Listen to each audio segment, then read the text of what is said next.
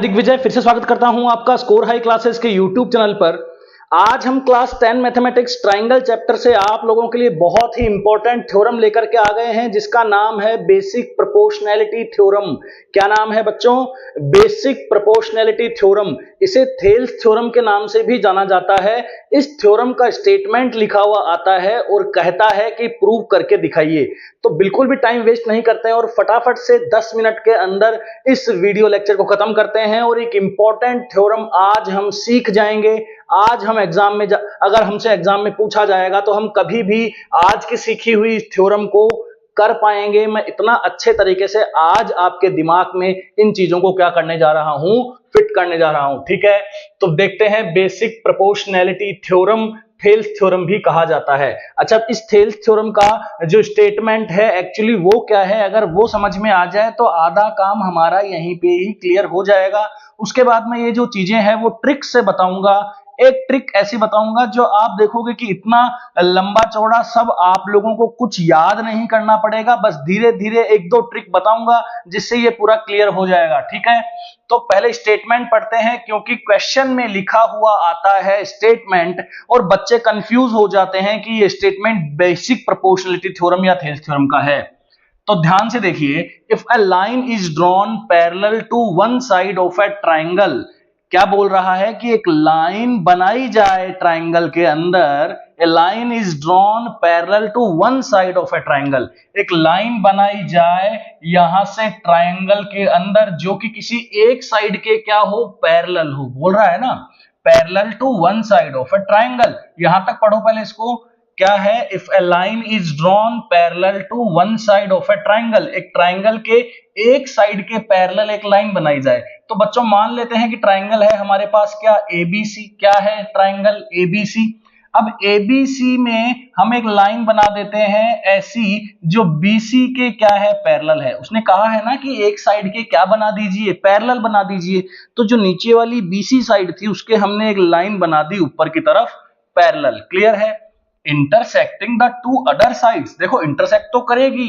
ये दो जो अदर साइड्स हैं, ट्राइंगल की साइड कितनी है, 1 2 3, इसके तो पैरेलल बना दी, तो इन दोनों को तो काटेंगी कि नहीं काटेंगी, समझ में आ रहा होगा इतना तो। ठीक है, देन इट डिवाइड्स, अब डिवाइड तो कर रही है, ये हिस्सा ये हिस्सा ये हिस्सा ये हिस्सा।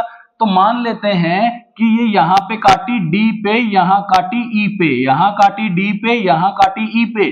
तो ये जो डिवाइड कर रही है, इन लाइंस को जो डिवाइड कर रही है, वो कहना चाहता है कि सेम रेशियो में करेगी। वो कहना चाहता है कि सेम रेशियो में करेगी, मतलब इसका हिस्सा अपॉन इसका हिस्सा इक्वल होगा, इस हिस्से के अपॉन इसके इस हिस्से के।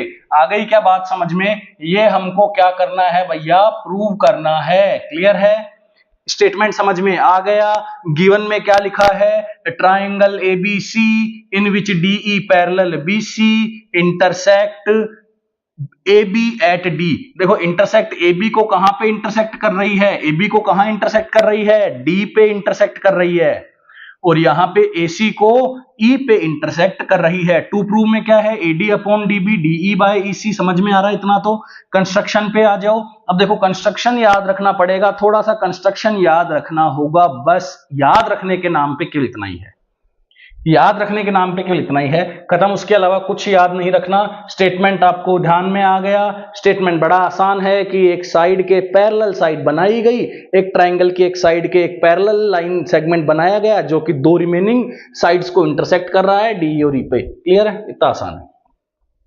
तो कंस्ट्रक्शन क्या है? कंस्ट्रक्शन है कि आपको ट्राइंगल ADE को देखना है और ट्राइंगल आपको ADE को देख करके D से क्या बना देना है, AB पे AC पे एक परपेंडिकुलर बना देना है D से, जो कि इंटरसेक्ट करेगा M पे, E से बना देना है जो इंटरसेक्ट करेगा N पे, B को E से जोड़ना, C को D से जोड़ना। ये करना पड़ेगा, ये क्रॉस करने पड़ेंगे। यहां से क्रॉस नहीं है, यहां से परपेंडिकुलर है, यहां से परपेंडिकुलर है, और ये आपस में है लाइन सेगमेंट जुड़े हुए। ये लिख दिया गया है कि EN बनाइए AB पे, EN बनाइए, EN बनाइए AB पे, DM परपेंडिकुलर बनाइए AC पे। ठीक है, BECD को ज्वाइन कीजिए। अब आ जाइए प्रूफ पे, अब आ जाइए प्रूफ पे। अब मान लेते हैं कि इतना सब आप लोगों ने मेहनत करी, स्टेटमेंट समझा, गिवन टू प्रूफ लिखा, कंस्ट्रक्शन तक लिख दिया, उसके बाद में आ गई समस्या।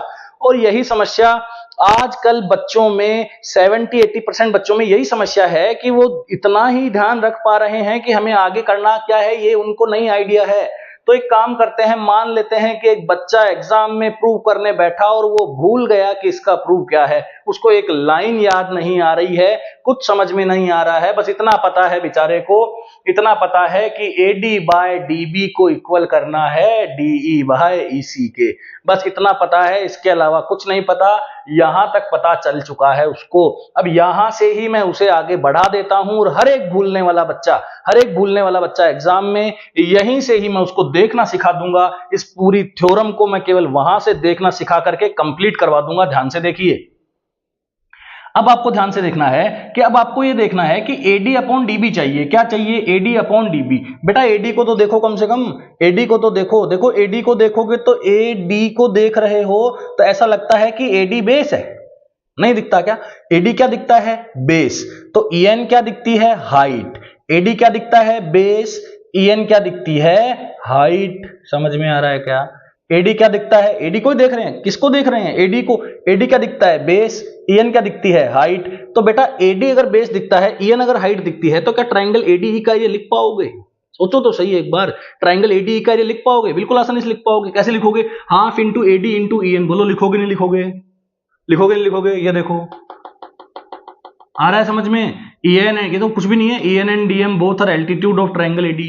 अरे ADE के अंदर अगर आप ध्यान से देखोगे तो AD को देख रहे हो तो ADE के अंदर बेस AD बनेगा तो हाइट EN बनेगी, और बेस अगर AE बनेगा तो हाइट क्या बनेगी? DM बनेगी। क्लियर है? ठीक है, यहां से क्या आ जाएगा? ये AE बाय AC। ठीक है, AE बाय AC। ठीक, टू प्रूव में AE बाय AC। तो भैया AD बेस देखा तो हाइट EN देखी, AE बेस देखा तो हाइट DM देखी, लेकिन दोनों का ट्राइंगल का एरिया तो सेम ही आएगा। ADE का तो है, तो देखो AD का एक बार क्या लिख दिया? Half into AD into EN। एक बार क्या लिख दिया? Half into AE into DM। देख लो यहां तक कोई दिक्कत नहीं है? यहां तक समझ में आ रहा है? क्लियर है? ठीक है।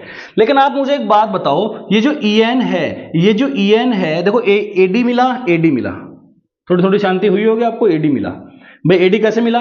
ADE के ट्राइंगल के एरिया से। अच्छा, AE ढूंढना था तो AE भी कैसे मिला? ADE के ट्राइंगल के एरिया से। इतना समझ में आ रहा है? ठीक है। अब ध्यान से देखो कि ये जो EN है, ये परपेंडिकुलर किस पे है? AB पे है। तो आप मुझे बताओ, आपको क्या ढूंढना है? DB ढूंढना नहीं ढूंढना? AD ढूंढा, AE ढूंढा, उसके बाद क्या ढूंढोगे? DB, क्योंकि आप भूल चुके हो, कुछ नहीं आ रहा आपको, तो यहीं से देख रहे हो तो DB ढूंढ रहे हो, तो DB देखो ये रहा।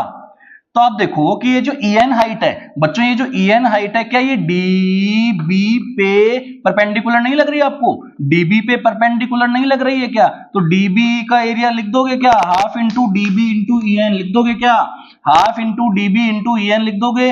Half into DB into EN लिख दो यहां से भाई, ये लिख दो। यहाँ पे लाइन क्या लिखी है? यहाँ लिखी है कि जो EN है वो DB पे भी परपेंडिकुलर है, और यहां से जो DM है वो यहाँ पे EC पे भी परपेंडिकुलर है। देखो ना ध्यान से। ठीक है, EN किस पे है? DB पे परपेंडिकुलर, और यहां से जो DM है वो किस पे परपेंडिकुलर है? EC पे। ठीक है, दोनों लिख दी। पहली इक्वेशन को AD वाले को दे दी 1, AE वाले को दे दी 2, DB वाले को दे दी 3, EC वाले को दे दी 4। सही। अब AD अपॉन DB कैसे आया? 1/3 करोगे तभी तो आएगा। पहली में AD पड़ा है, तीसरी में DB पड़ा है। कर दो इक्वेशन 1 और इक्वेशन 3 को डिवाइड, इक्वेशन 2 और इक्वेशन 4 को डिवाइड। समझदार हो? AD बाई DB का एरिया कैसे निकालोगे? AD बाई DB का एरिया कैसे निकालोगे? Half into AD into EN यहां रखोगे, नहीं रखोगे कि AD का एरिया, और DB का एरिया क्या लिखोगे यहां से? Half into DB into EN। Clear है? मैं जो इंपॉर्टेंट बातें हैं उनको डब्बे में डाल देता हूं, बहुत इंपॉर्टेंट है ये इंपॉर्टेंट है भैया। ये है, बस हो गया काम। एक बार AD को लेना, एक बार फिर से AE को लेना, फिर किसको लेना? DB को लेना, और फिर किसको लेना? AC को लेना। और AD बाई DB लाने के लिए 1/3 कर दो, और AE बाई EC लाने के लिए ये कर दो। तो इतना करने से आप लोगों को पांचवी इक्वेशन में मिल गया AD बाई DB, पांचवी इक्वेशन में क्या मिल गया? AD बाई DB, और छठी इक्वेशन में क्या मिल गया? AE by EC। बोलो, आ रही होगी बात समझ में? पांचवी इक्वेशन में क्या मिल गया? AD बाई DB मिल गया, और छठी इक्वेशन में क्या मिल गया? AE by EC। हो चुका है 90%। मस्त हो जाओ आप लोग, हो चुका है 90%। जिसके भय था ना, डर था, निकाल देंगे आज, कोई दिक्कत नहीं है। लेकिन आप मुझे एक बात बताओ, अब आप मुझे एक बात बताओ कि यहां से इन दोनों का रेशियो मिल चुका है AD by DB, AE by EC मिल चुका है, लेकिन आपस में इक्वल करना भी तो है। AD बाई DB मिल चुका है सेपरेटली, AE बाई EC मिल चुका है सेपरेटली, लेकिन दोनों के बीच को इक्वल तो करना पड़ेगा, दोनों के बीच में इक्वल तो लगाना पड़ेगा। वो कैसे लगाएंगे, वही लॉजिक है इसका वही लॉजिक है। अब ध्यान से देखो इक्वल कैसे लगाएंगे। अब आप ध्यान से देखो, आप मुझे बताओ कि DE और BC आपस में पैरेलल है क्या? बिल्कुल है पैरेलल, बिल्कुल पैरेलल है। तो एक काम करते हैं, अगर ये दोनों लाइनें पैरेलल है तो एक काम करते हैं, यहां से इसको थोड़ा एक्सटेंड करते हैं और यहां से एक परपेंडिकुलर डालते हैं और यहां से भी एक परपेंडिकुलर डालते हैं। तो ये परपेंडिकुलर डाला P, ये परपेंडिकुलर डाला Q। समझ में आ रही है बात? अब ये क्यों कर रहा हूं मैं, क्योंकि आप DB के एरिया को देखो भैया, DB के एरिया को देखो, DB के एरिया को, DB के एरिया को देखो, दिख रहा है? DB का एरिया दिख रहा है, तो हाफ इंटू DE इंटू क्या होगा, half into DE into BQ होगा। बोलो होगा नहीं होगा? Half into DE into BQ होगा। और यहां से इस DEC के एरिया को देखो, इस DEC के एरिया को देखो, ध्यान से देखो, इस DEC के एरिया को देखो, तो ये क्या होगा, half into DE into CP होगा। CP BQ तो बराबर ही है, तो क्या लिखा हुआ है, DBE और DCE का एरिया सेम है, क्योंकि ये बेस सेम है और हाइट सेम है। क्लियर है? DBE का एरिया, ये DBE का एरिया और ये DEC का एरिया, DEB और DEC का एरिया जो सेम है, क्यों? क्योंकि बेस क्या है, DE, और हाइट दोनों की क्या है, सेम। तो दोनों ट्राइंगल का एरिया तो क्या हो गया, सेम हो गया। क्लियर है? लेकिन आप तो लिखते थे कि ADE by DBE AD by DB होता है, तो आप DBE की जगह DC लिख सकते हो क्या? और अगर आप DC की जगह DB की जगह DC लिख सकते हो, इन दोनों को इक्वल कर सकते हो क्या? बिल्कुल कर सकते हो। अरे AD बाई DB है, DB की जगह काट के DC नहीं लिख सकते क्या? लिख सकते हो। तो AD बाई DB क्या है, AD बाई DB, और यहां से ये क्या है, AE बाई EC। हो गया, खत्म हो गया, हेंस प्रूव्ड। क्लियर? कर लेंगे आप लोग। ऐसे ही मस्त मस्त वीडियोस में आप लोगों के लिए लेकर के आऊंगा जो बहुत टफ है बच्चों के लिए, और मैं उन्हें बनाऊंगा बिल्कुल आसान। Thank you so much, keep watching.